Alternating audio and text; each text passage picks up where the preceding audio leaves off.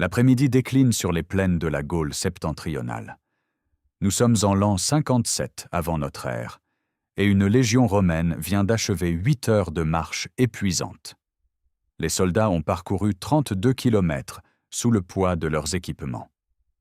Mais contrairement à ce qu'on pourrait attendre, ces hommes ne s'effondrent pas pour se reposer. Ils saisissent leurs pelles, leurs pioches, et commencent aussitôt à creuser. En quelques heures, un camp fortifié surgit du néant. Fossés profonds, remparts de terre, palissades de pieux acérés. Des milliers d'hommes s'activent avec une précision d'horloger. Cette routine extraordinaire s'est répétée chaque soir, sans exception, pendant plus de 500 ans. Aucune autre armée dans le monde antique n'a fait quoi que ce soit de comparable. Vous découvrirez pourquoi les légions romaines entreprenaient ce travail titanesque chaque nuit et quelles raisons stratégiques se cachèrent derrière ce phénomène unique. Comment cette pratique est née d'une défaite humiliante contre le roi Pyrrhus et s'est transformée en l'un des avantages tactiques les plus décisifs de l'histoire militaire. Comment plusieurs milliers d'hommes érigeaient une forteresse en quelques heures, organisaient l'espace intérieur et assuraient la sécurité nocturne. Nous examinerons des batailles réelles où ces camps ont fait la différence depuis la rivière Sambre jusqu'aux forêts de Germanie. Et pourquoi aucune autre civilisation antique n'a pu reproduire ce système? Cette exploration vous conduira au cœur de ce qui rendait Rome invincible. Non pas seulement la bravoure de ses soldats, mais l'organisation méthodique, la discipline implacable et cette capacité à transformer le travail en arme de guerre. Bâtir un camp fortifié chaque nuit n'était pas simplement une mesure défensive. C'était une déclaration, un message envoyé à tous les ennemis de Rome. Nous pouvons ériger une cité fortifiée n'importe où, n'importe quand. Vous nous attaquez? Nous avons un refuge. Vous tentez de nous harceler? Nous sommes protégés. Vous espérez nous surprendre? Nos sentinelles veillent. Remontons le temps jusqu'au moment où cette pratique est née et découvrez comment une série de défaites contre un seul adversaire a transformé à jamais la façon dont Rome faisait la guerre. Pour bien saisir l'ampleur de ce phénomène, commençons par quelques chiffres qui donnent le vertige.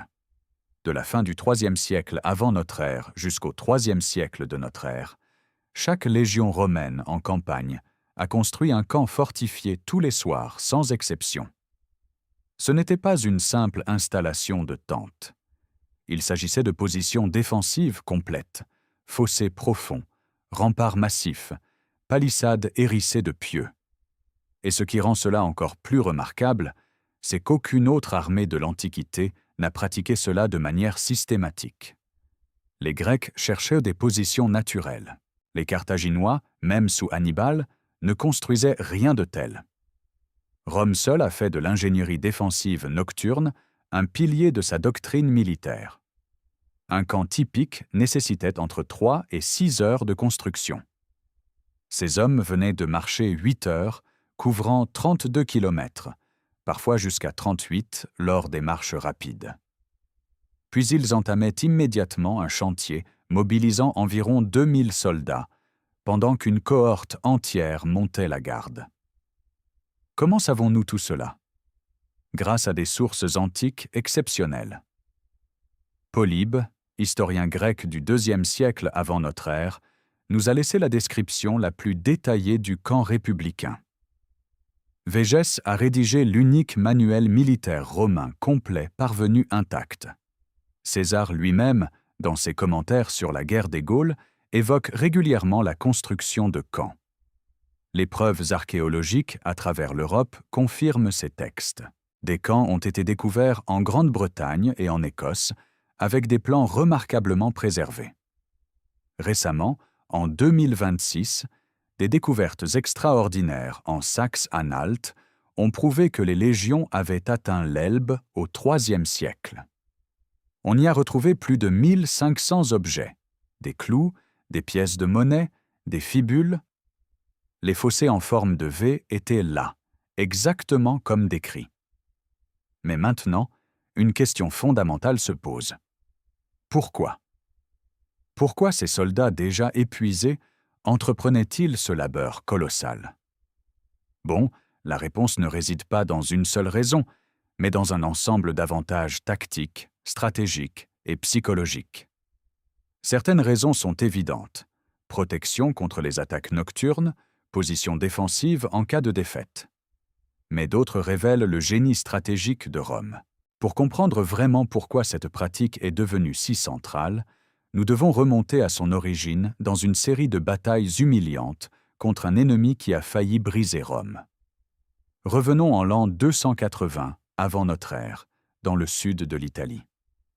Rome, à l'époque, n'est pas encore l'empire colossal que nous connaissons. C'est une puissance régionale qui a passé les derniers siècles à soumettre, péniblement, les autres tribus italiennes.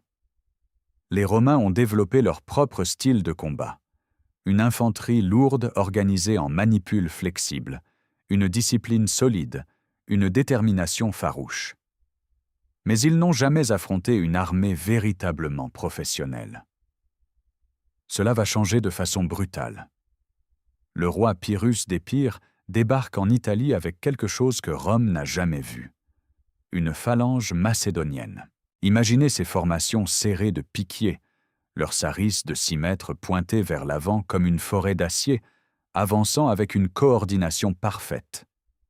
Pyrrhus dispose également d'une cavalerie supérieure, de tacticiens expérimentés, et même d'éléphants de guerre qui terrifient les chevaux romains. Il représente le summum de l'art militaire grec, perfectionné par Alexandre le Grand et ses successeurs. Les Romains, habitués à combattre d'autres Italiens, se retrouvent face à un adversaire d'un tout autre calibre. La première confrontation a lieu à Héraclée, en 280 avant notre ère. Les légions romaines marchent, confiantes, au combat.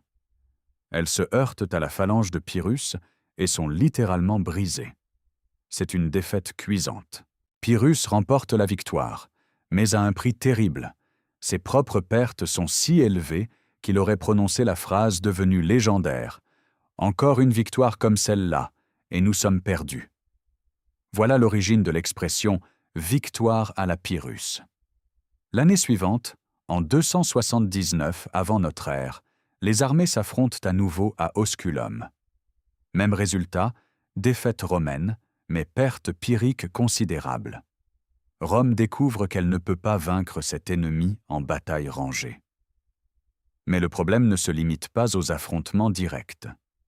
Entre les batailles, les légions romaines souffrent d'un autre fléau. La cavalerie de Pyrrhus les harcèle constamment durant leurs déplacements. Les colonnes romaines en marche sont vulnérables. Elles s'étirent sur des kilomètres, les hommes sont fatigués, et une charge de cavalerie peut semer le chaos dans leurs rangs. Sans position fortifiée ou se replier, les Romains sont à la merci des raids. Ils ne peuvent pas se reposer en sécurité.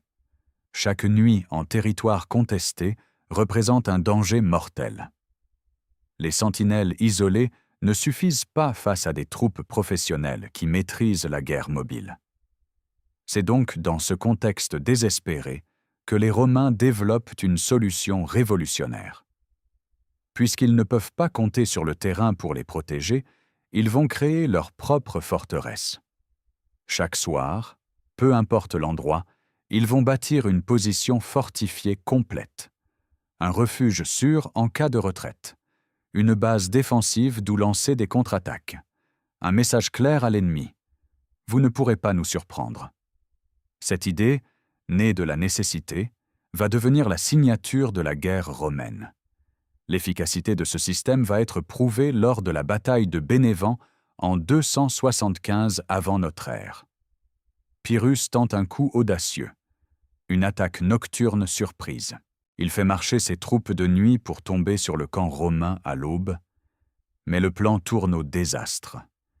Ses hommes se perdent dans l'obscurité des forêts. Les torches s'éteignent, semant la confusion. À l'aube, quand ils émergent près du camp romain, les sentinelles les repèrent. L'effet de surprise est perdu. Pire, les Romains sont retranchés derrière leurs fortifications. L'attaque échoue. Les légions lancent une contre-offensive et infligent à Pyrrhus sa première véritable défaite en Italie. Le roi d'Épire finira par quitter l'Italie, comprenant qu'il ne pourra jamais soumettre un ennemi capable de transformer chaque halte en forteresse. À partir de cette victoire, la pratique devient doctrine officielle. Ce qui était né d'une nécessité tactique va se transformer en caractéristique définissant l'armée romaine. Cette routine ne sera jamais abandonnée. Elle sera raffinée, standardisée, perfectionnée. Mais la question demeure, comment parvenait-il à construire ces forteresses si rapidement? La journée d'un légionnaire commençait avant l'aube. Au lever du soleil, la légion se mettait en marche. Pendant 8 heures, les colonnes avançaient au rythme de 20 miles romains, soit environ 32 kilomètres. Imaginez un peu cette cadence maintenue, jour après jour, avec sur le dos un équipement d'une trentaine de kilos. Armure, armes, boucliers, provisions, et surtout des outils de construction. Et oui, chaque légionnaire portait sa pelle. Pendant que le gros de la légion marchait, une équipe spécialisée la devançait. On les appelait les métatores. Leur mission: trouver et préparer l'emplacement du camp. Ces hommes évaluaient le terrain selon des critères précis: bonne vue sur les environs, position surélevée, accès à l'eau potable. Une fois le site choisi, ils marquaient le plan. Quand la légion arrivait dans l'après-midi, l'emplacement était prêt. Le processus de construction commençait toujours par le même point: le centre, où serait dressé le praetorium, la tente du général. En fait, Polybe nous explique que cette position bénéficiait toujours de la meilleure vue. À partir de ce point central, tout s'organisait selon un plan standardisé et immuable. C'est cette standardisation qui permettait une construction si rapide.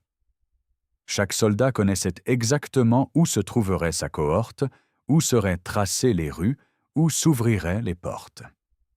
Aucune perte de temps en discussion. Le plan était gravé dans l'esprit de chaque homme. La première tâche consistait à creuser le fossé, la fossa. Les dimensions étaient impressionnantes. Entre 1 mètre et 1,50 m de profondeur, 2 à 3 mètres de largeur.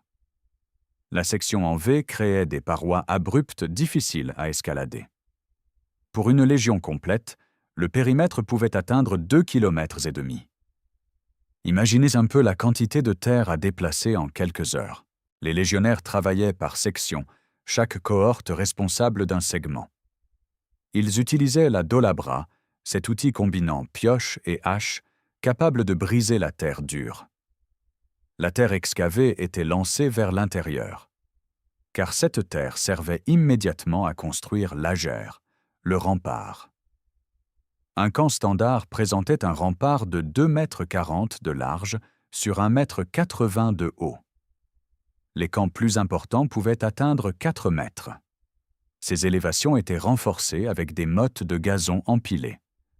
Du sommet, les défenseurs bénéficiaient d'un avantage en hauteur et en champ de vision. La phase finale était l'installation du vallum, la palissade. Chaque légionnaire portait 2 pieux de bois dur, généralement du chêne. Ces pieux mesuraient entre 1,50 m et 1,80 m, affûtés aux 2 extrémités. Les soldats les enfonçaient dans le rempart, ne laissant dépasser que 50 à 80 cm de pointe acérée. Disposés côte à côte sur tout le périmètre, ces milliers de pieux créaient une barrière redoutable. Tenter de l'escalader revenait à s'empaler. Et tenez-vous bien, beaucoup de soldats, durant toute leur carrière, utilisaient leur dolabra bien plus souvent que leurs armes de combat. Rome conquérait le monde autant avec ses pelles qu'avec ses épées. La rapidité de cette construction reposait sur l'entraînement. Ces hommes étaient en fait des soldats professionnels, payés à plein temps. Lorsqu'ils ne combattaient pas, ils s'entraînaient. Une partie essentielle de cet entraînement concernait la construction des camps. On attendait d'eux qu'ils puissent ériger un camp complet en 5 heures. Cette répétition créait une expertise collective phénoménale. Quand arrive le moment de construire sous pression, chaque geste est automatique. C'est cette combinaison de standardisation et d'entraînement qui permettait l'impossible, transformer une plaine vide en forteresse avant la tombée de la nuit. Mais une fois les fortifications achevées, qu'y avait-il à l'intérieur? Entrons dans un camp romain tel qu'il était organisé de la Bretagne jusqu'à la Germanie. Car voilà une autre caractéristique stupéfiante. La disposition interne était strictement standardisée à travers tout l'Empire. Si un légionnaire était transféré d'une légion en Gaule vers une légion en Syrie, il retrouverait instantanément ses repères. Dans l'obscurité totale, il pourrait localiser sa tente, les latrines, l'armurerie. Cette uniformité représentait un avantage tactique majeur. Le plan général adoptait une forme rectangulaire, alignée sur les points cardinaux. Polybe le décrit comme ayant l'apparence d'une ville. Un réseau de rues se déployait selon une grille précise. L'artère principale partait de la porte avant et se dirigeait vers le centre où se trouvait le Principiat, le quartier général. D'autres rues reliaient les portes latérales et permettaient aux troupes de se déployer rapidement vers n'importe quel point menacé. Au centre se dressait le Praetorium, la tente du général, toujours au point offrant la meilleure vue. Le Principiat, à l'intersection des voies principales, servait de centre administratif. Il abritait la chapelle où étaient conservés les étendards de la Légion, les bureaux administratifs et la salle forte où étaient entreposés le trésor et les archives. Parlons maintenant d'un élément de génie défensif. L'intervallum. Entre les remparts et les premières tentes s'étendait un espace vide de 60 mètres. À première vue, cela peut sembler un gaspillage. Mais la réponse révèle la pensée tactique romaine. Cet espace protégeait contre les flèches enflammées qui retombaient loin des tentes. Il offrait un espace de manœuvre crucial pour déployer rapidement les troupes.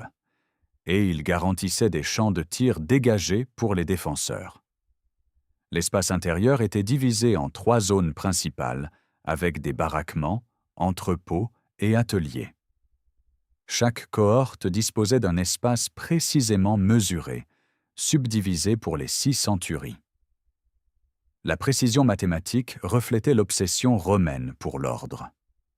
Les 4 portes permettaient l'entrée et la sortie rapide. Elles étaient renforcées par des tours de guet et protégées par des postes avancés. Les coins du camp étaient arrondis, plus difficiles à escalader et empêchant les assaillants de se masser dans les angles morts. Les preuves archéologiques ont confirmé ces descriptions. À Inchtutil, en Écosse, on peut encore identifier l'emplacement de chaque structure. Près d'Arnhem, des relevés ont mis au jour la disposition exacte. Autour de Newmans, en Hispanie, tout un complexe de camps a été cartographié.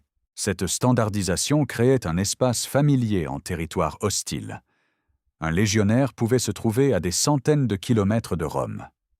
Mais une fois dans le camp, il retrouvait un environnement romain ordonné. Cette bulle de romanité renforçait le moral et donnait la confiance nécessaire. Mais à quoi servaient ces fortifications sophistiquées sans un système de garde efficace? Les Romains avaient parfaitement compris que les meilleures murailles du monde ne valaient rien si personne ne les surveillait. C'est pourquoi ils avaient développé un système de veille nocturne d'une précision remarquable. La nuit romaine était divisée en 4 veilles, appelées vigilia. Chaque garde comprenait 4 hommes qui se relayaient. Toutes les 3 heures environ, annoncées par le son d'une trompette, la garde changeait.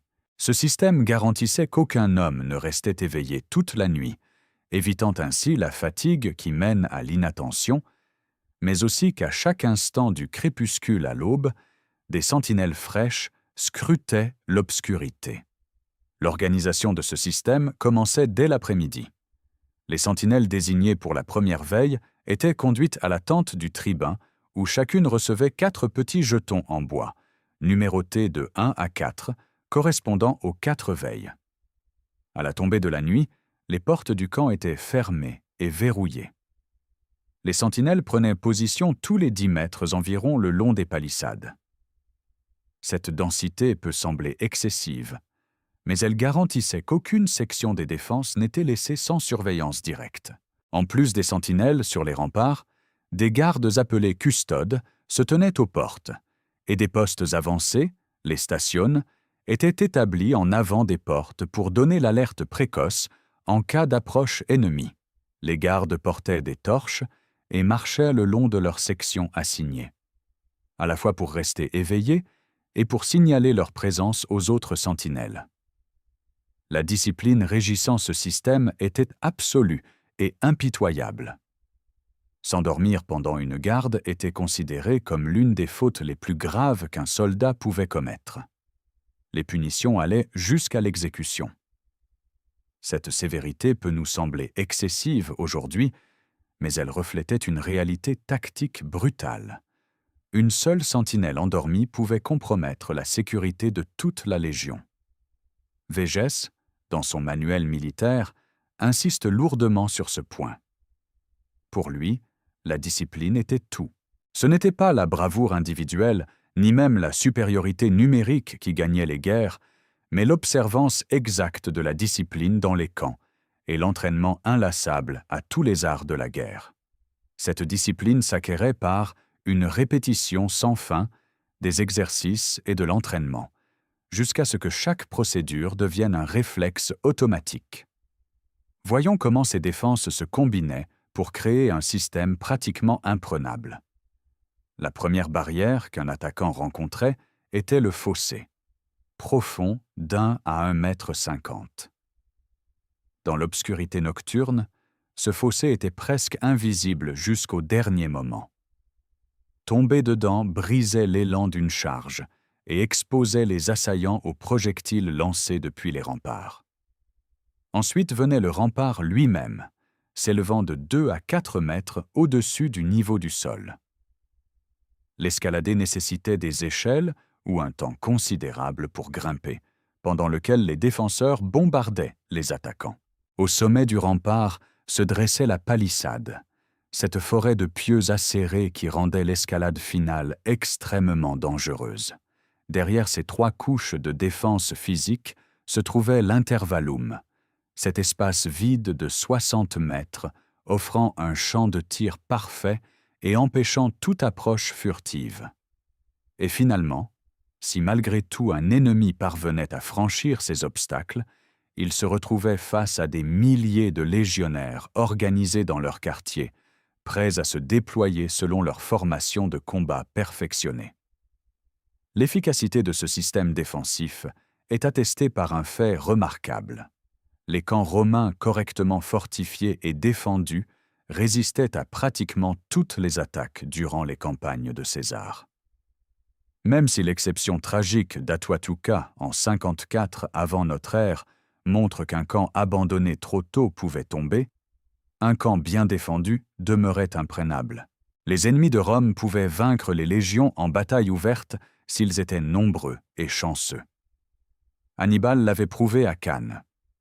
Mais prendre un camp romain fortifié gardé par ses troupes s'avérait une tâche au-delà de leur capacité.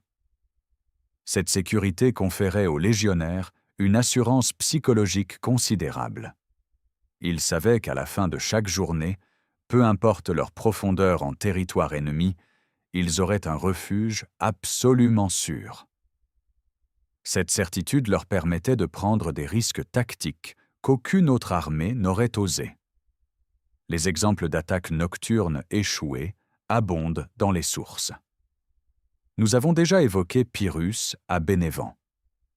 Durant les campagnes de César en Gaule, les tribus gauloises tentèrent à plusieurs reprises d'assaillir les camps romains, profitant de l'obscurité pour masquer leurs mouvements.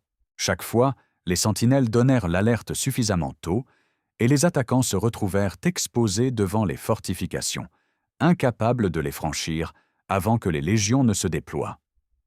Les tribus germaniques, réputées pour leur férocité au combat, se heurtèrent au même problème.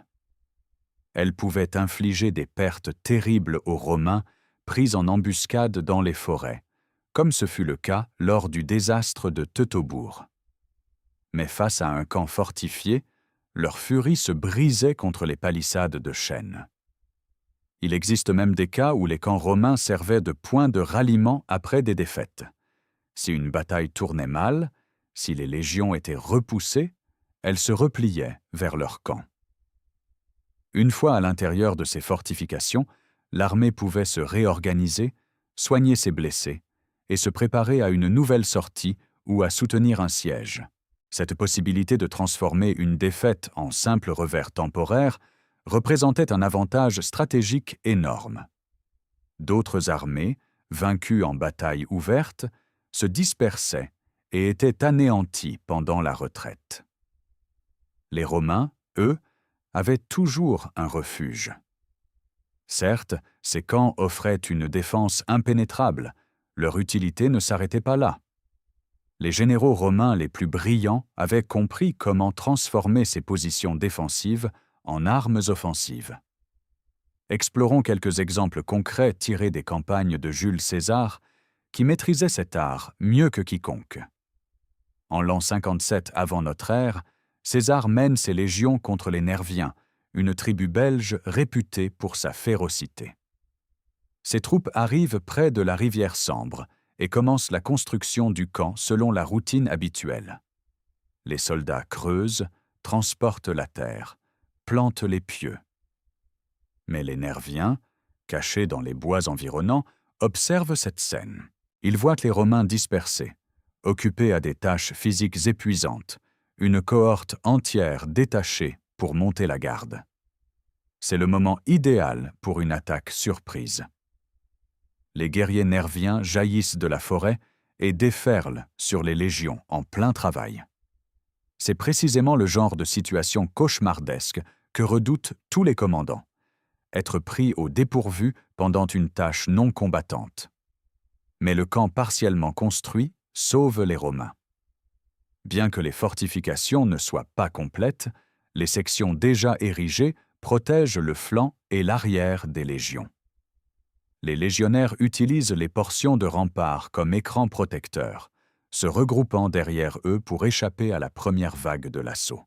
Cette respiration, ces quelques minutes précieuses permettent aux centurions de rallier leurs hommes et de former des lignes de combat. Les soldats retrouvent leur discipline légendaire. Puis, depuis la sécurité relative du camp partiellement fortifié, ils lancent une contre-attaque. Les Nerviens, qui pensaient avoir l'avantage de la surprise, se retrouvent face à des légions organisées et combattant depuis une position défendable.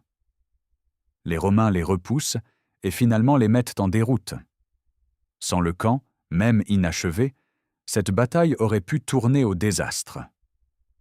3 ans plus tard, en 54 avant notre ère, César fait une démonstration encore plus brillante de l'utilisation tactique des camps. Il se retrouve face à une armée gauloise massive, 60 000 guerriers déterminés à écraser la présence romaine. César ne dispose que d'une fraction de cette force. Comment affronter un tel déséquilibre numérique? Voici son stratagème génial. Il ordonne à ses hommes de construire un camp de dimension inhabituellement réduite. De loin, les Gaulois observent et tirent la conclusion évidente. Ce petit camp ne peut abriter qu'une petite force. Les Romains sont sous-effectifs, vulnérables. L'occasion est trop belle pour la laisser passer. Confiants, les Gaulois lancent leur assaut. Ils déferlent vers le camp, s'attendant à une résistance minimale. Mais au moment précis où ils s'engagent pleinement dans l'attaque, César révèle son piège.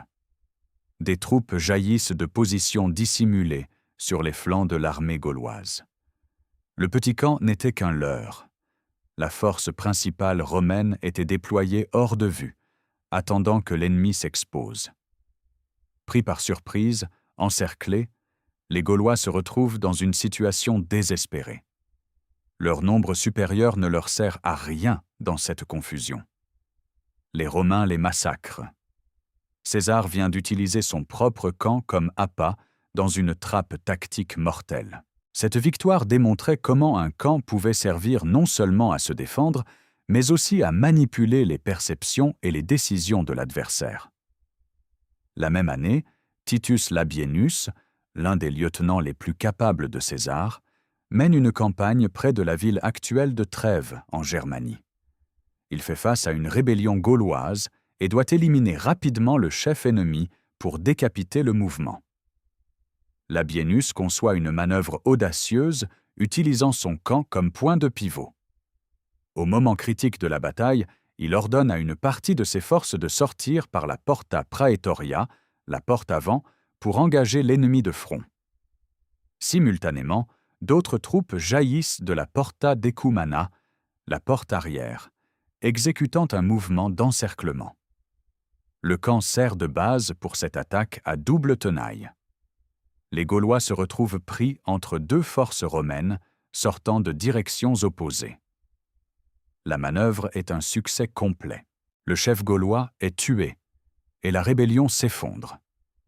Cette bataille démontre comment la disposition standardisée du camp, avec ses multiples portes et son organisation interne, facilitait des manœuvres tactiques complexes qu'aucun autre camp militaire de l'époque ne permettait. Durant les sièges prolongés, les Romains positionnaient leur camp avec une précision chirurgicale.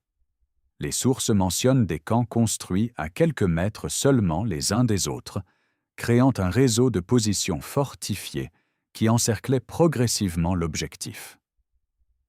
Depuis ces camps, les Romains déployaient leur artillerie, balistes, catapultes, onagres. Ces machines de guerre lançaient des projectiles pour soutenir les troupes pendant et après les batailles, supprimaient les défenses ennemies et maintenaient une pression constante. Les camps servaient également à protéger les lignes de ravitaillement, assurant que les assiégeants ne seraient pas eux-mêmes affamés. Mais regardons maintenant l'aspect stratégique à plus long terme. Chaque camp construit pendant une campagne ne disparaissait pas nécessairement une fois la légion partie. Certains étaient abandonnés, certes, mais d'autres étaient garnis de détachements.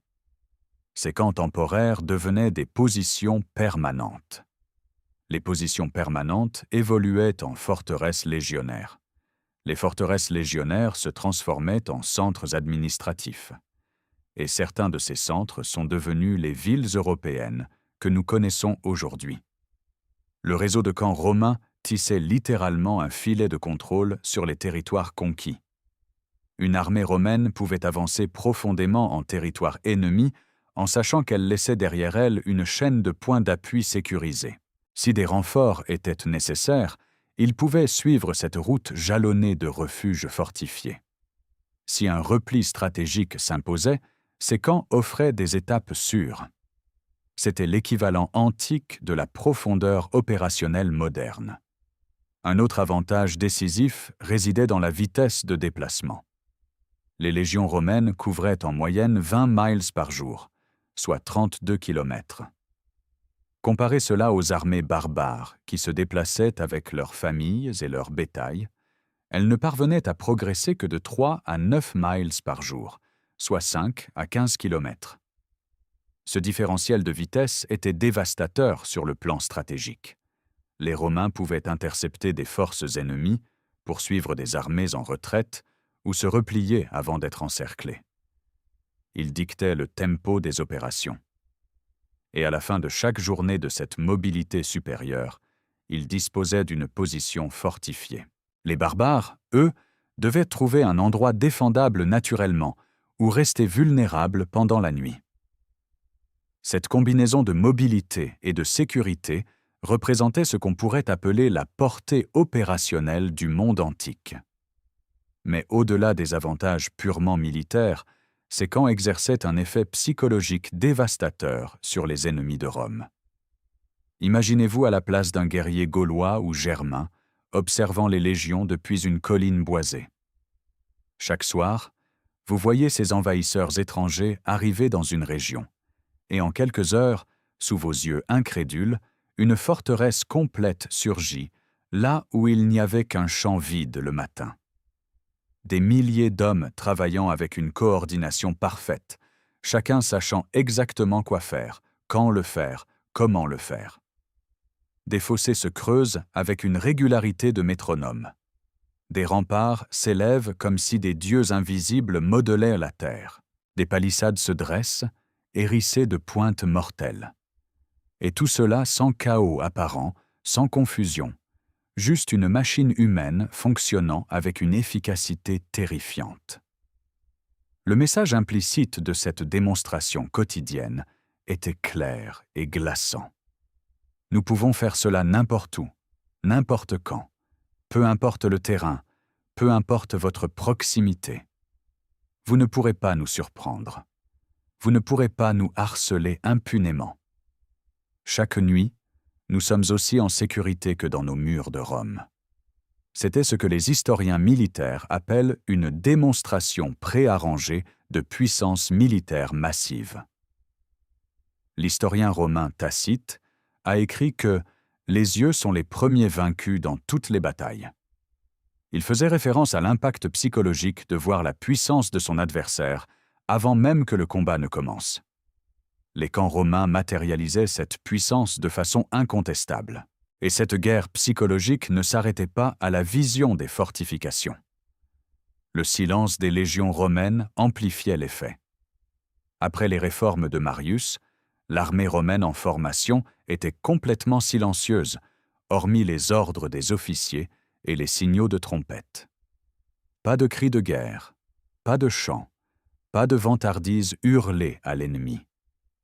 Juste un silence discipliné, rompu uniquement par le bruit rythmique des milliers de pieds frappant le sol à l'unisson. Les témoins contemporains rapportent que ce silence était très intimidant pour les ennemis. Il démontrait une discipline immense, un contrôle total des émotions, un professionnalisme froid. Ce silence s'étendait à la construction des camps. Aucun brouhaha désordonné, juste des cohortes travaillant méthodiquement sous la supervision de leurs centurions. Considérez également ce que ces camps révélaient sur les ressources romaines. Les ennemis observaient les légionnaires transporter tout le matériel nécessaire, les pieux de bois, les outils de construction, les armes, les armures, les provisions. Les Romains n'avaient pas besoin de matériaux locaux. Ils ne dépendaient pas du terrain. Ils portaient leur forteresse sur leur dos. Cette autosuffisance démontrait des capacités logistiques qu'aucune tribu barbare ne pouvait égaler.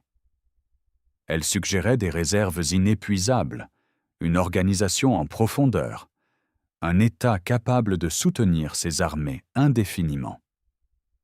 Face à un tel adversaire, quelle chance avait une confédération tribale vivant au jour le jour?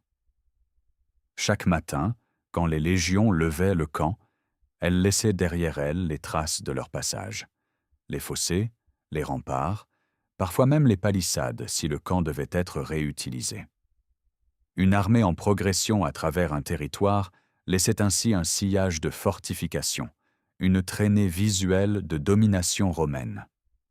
Les populations locales voyaient ces vestiges et comprenaient. Les Romains sont venus, ils se sont installés en sécurité, ils sont repartis quand ils l'ont décidé, et rien n'a pu les arrêter. Cette accumulation de preuves physiques créait une pression psychologique implacable. La résistance commençait à sembler futile avant même que les combats majeurs ne s'engagent. Du côté romain, l'effet sur le moral était tout aussi important, mais dans le sens opposé.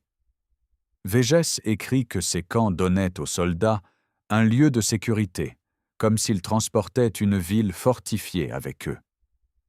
Pensez à ce que cela signifiait pour un légionnaire opérant à des centaines de kilomètres de Rome, entouré de peuples hostiles dont il ne comprenait pas la langue, dans des paysages qui n'avaient rien de commun avec l'Italie. Chaque soir, il retrouvait un espace familier, organisé selon les règles romaines, protégé par des défenses qu'il savait imprenables. Cette certitude permettait une confiance extraordinaire. Les soldats romains pouvaient s'aventurer profondément en territoire ennemi sans la crainte paralysante qui affecte les troupes isolées. Ils savaient qu'à la tombée du jour, peu importaient les horreurs de la journée, ils auraient un refuge sûr. Les ennemis de Rome subissaient le choc culturel de cette différence. Les Gaulois et les Germains n'avaient rien d'équivalent. Leurs guerriers étaient braves, féroces même, mais ils n'élevaient pas systématiquement de fortifications de campagne. Les Grecs, malgré leur sophistication en bien des domaines, cherchèrent des positions naturellement défendables plutôt que d'en créer artificiellement. Rome seule avait fait de l'ingénierie défensive nocturne un acte aussi routinier que la marche elle-même. Cette capacité unique à imposer l'ordre romain sur n'importe quel paysage, à créer instantanément un espace de civilisation au milieu de ce qu'ils percevaient comme la barbarie, symbolisait la supériorité organisationnelle qui sous-tendait toute la puissance de l'Empire. Mais comment Rome parvenait-elle à maintenir ce niveau de performance sur des siècles? La réponse se trouve dans un concept révolutionnaire pour l'époque: l'armée professionnelle permanente. Après les réformes de Marius au 1er siècle avant notre ère, les légionnaires n'étaient plus des citoyens soldats servant temporairement. C'étaient des militaires à plein temps, payés par l'État pour être soldats et rien d'autre. Ils ne retournaient pas à leur ferme après la saison de campagne. Ils ne partageaient pas leur temps entre travaux agricoles et services militaires. Ils étaient soldats du matin au soir, année après année, généralement pour des engagements de 20 à 25 ans. Qu'est-ce que cela signifiait concrètement? Que lorsque ces hommes ne combattaient pas, ils s'entraînaient. Continuellement. Inlassablement.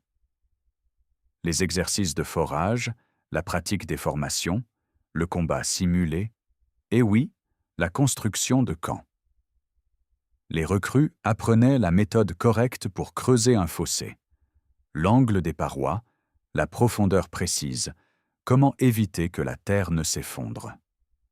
Elles s'exerçaient à empiler les remparts, comment compacter le sol pour la stabilité, comment renforcer avec des mottes de gazon, comment créer une surface de combat utilisable au sommet. Elle pratiquait l'enfoncement des pieux, l'angle optimal, la profondeur nécessaire, comment les espacer correctement. Ces compétences étaient aussi importantes dans leur formation que le maniement du glaive ou le lancer du javelot. Les instructeurs attendaient de leurs hommes qu'ils puissent ériger un camp complet en 5 heures. Ce standard était maintenu par la répétition constante. Les légions construisaient des camps d'entraînement même lorsqu'elles n'étaient pas en campagne, simplement pour maintenir les compétences aiguisées. Les découvertes archéologiques ont révélé des dizaines de camps de pratique à travers l'Ancien Empire, des fortifications construites puis abandonnées uniquement comme exercice.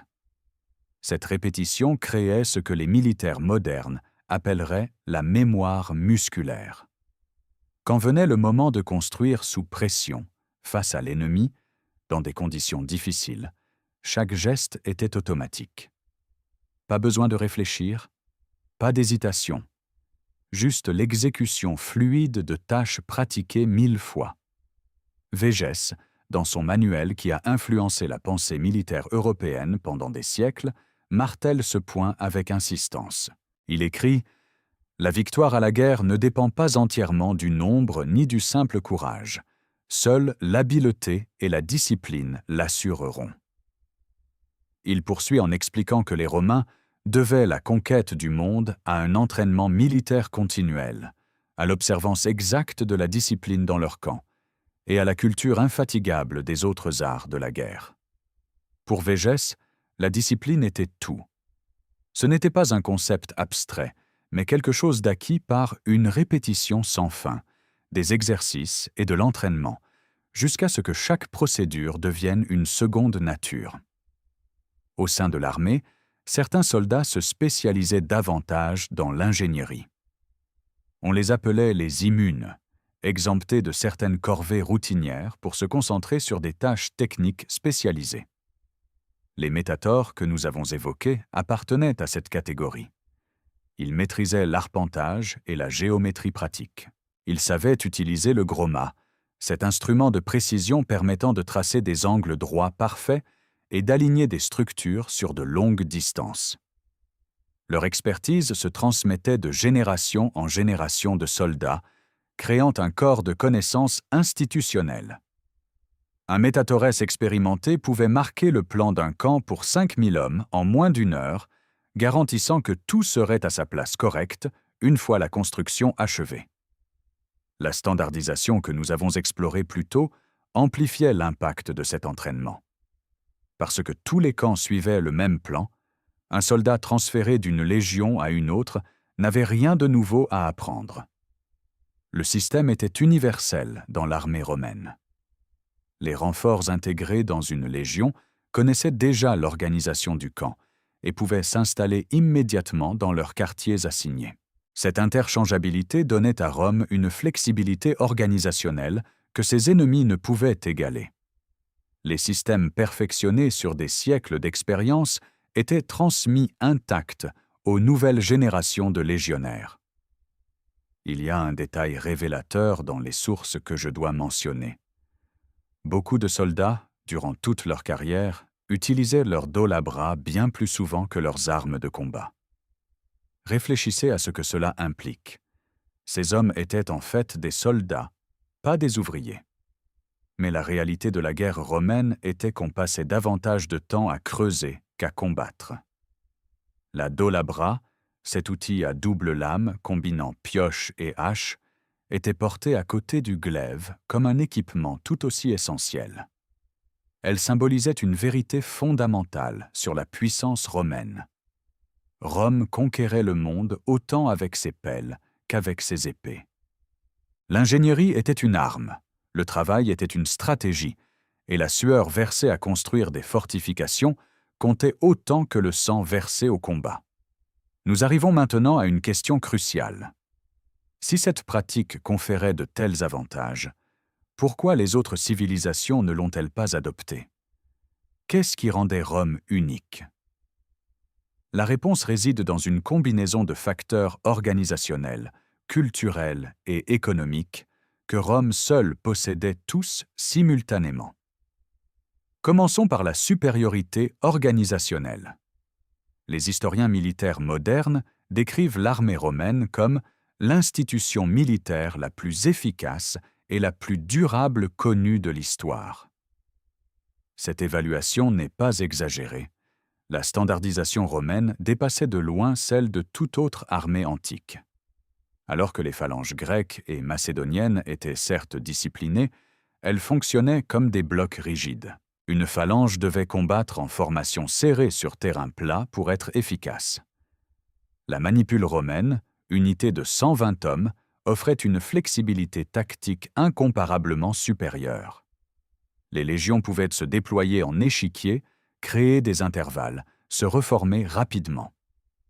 Cette souplesse tactique s'étendait à tous les aspects de l'organisation militaire, y compris la construction des camps. La maîtrise logistique romaine était également sans égale dans le monde antique.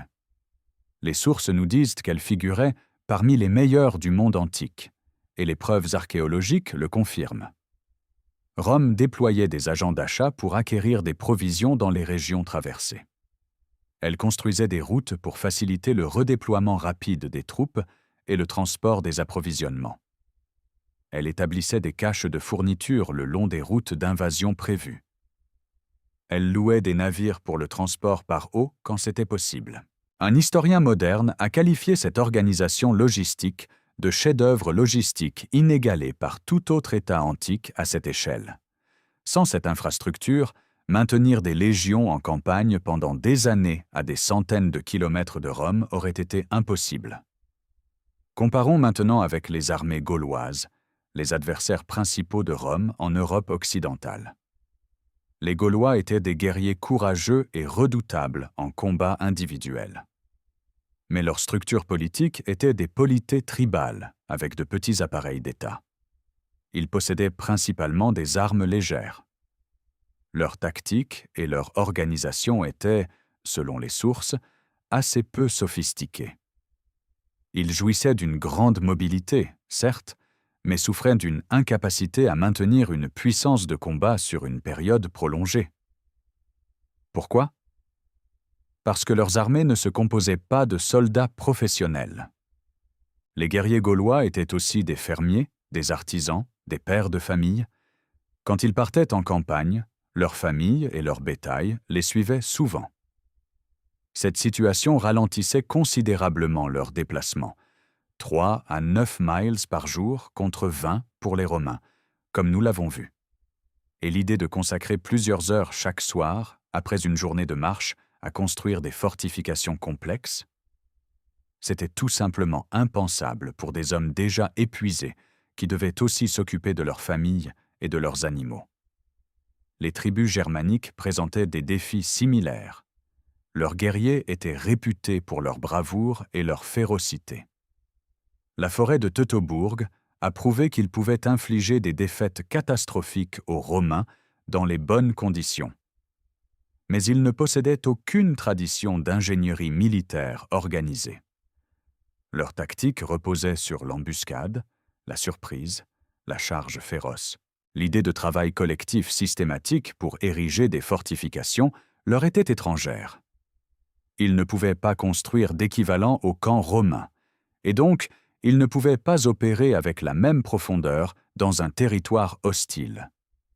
Les preuves archéologiques montrent qu'ils ont attaqué des camps romains à de nombreuses reprises, mais comme nous l'avons vu, aucun n'a jamais été pris de force durant les guerres gauloises et civiles.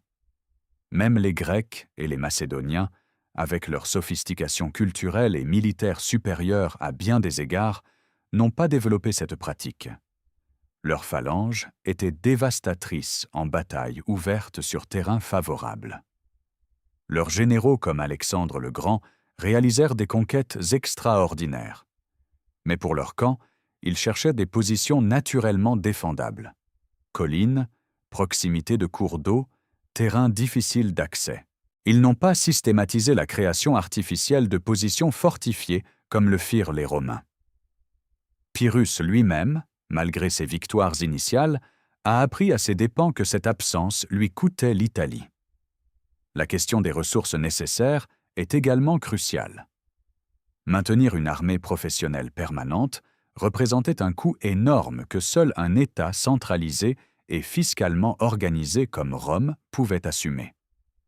Il fallait payer les soldats régulièrement, les équiper, les nourrir. Il fallait maintenir les infrastructures logistiques. Il fallait une administration capable de gérer tout cela sur de vastes distances. Les tribus gauloises et germaniques n'avaient pas ces structures étatiques. Les cités grecques, même riches, fonctionnaient sur des échelles beaucoup plus petites et reposaient souvent sur des milices citoyennes plutôt que des armées permanentes. Carthage possédait les ressources, mais utilisait largement des mercenaires dont la fiabilité et l'entraînement standardisé étaient problématiques. Il y a également un facteur culturel à considérer. Les Romains accordaient une valeur particulière à l'ingénierie et au travail physique dans un contexte militaire. L'historien Tite Live observe que Rome a atteint sa domination à travers virtu, opus et arma, courage, travail et armes. Remarquez que le travail figure dans cette triade à égalité avec le courage et les armes. Pour les Romains, creuser un fossé était aussi honorable que manier une épée si cela servait la victoire. D'autres cultures, particulièrement celles avec de fortes traditions aristocratiques guerrières, considéraient le travail manuel comme dégradant. Un noble gaulois ou germain se définissait par sa prouesse au combat, pas par sa capacité à manier une pelle. Cette différence culturelle explique en partie pourquoi ces peuples n'ont jamais adopté la pratique romaine, même après l'avoir vue à l'œuvre. Revenons maintenant sur le chemin parcouru dans cette exploration. Nous avons commencé dans une plaine de Gaule, en l'an 57 avant notre ère, observant des légionnaires épuisés entreprendre un travail qui semblait à première vue une simple mesure défensive. Mais nous avons découvert que cette routine quotidienne, répétée pendant plus de 5 siècles, était en réalité l'une des innovations militaires les plus décisives de l'histoire. Elle est née de la nécessité après les défaites humiliantes contre Pyrrhus d'Épire. Les Romains, Confrontés à un ennemi qu'ils ne pouvaient vaincre en bataille ouverte et dont la cavalerie les harcelait sans répit, ont développé une solution révolutionnaire: créer leur propre forteresse portable. Cette pratique combinait de multiples avantages qui, ensemble, transformaient la nature même de la guerre antique. Elle offrait une protection physique absolue en territoire hostile. Aucun camp romain n'a été pris de force durant les guerres gauloises et civiles, un record stupéfiant. Elle servait de base pour des manœuvres offensives complexes, comme l'ont démontré César et ses lieutenants dans d'innombrables batailles. Elle exerçait une guerre psychologique dévastatrice, intimidant les ennemis par la démonstration quotidienne de l'organisation romaine, tout en rassurant les légionnaires qu'ils portaient leur sécurité avec eux. Elle permettait un contrôle stratégique du territoire, transformant des camps temporaires en forts permanents, puis en centres administratifs, et finalement en villes. Et elle requérait des ressources, une discipline et un professionnalisme qu'aucune autre civilisation antique ne possédait dans la même combinaison. En regardant cela d'une perspective moderne, nous découvrons des parallèles fascinants. Les armées contemporaines continuent d'accorder une importance cruciale aux fortifications de campagne.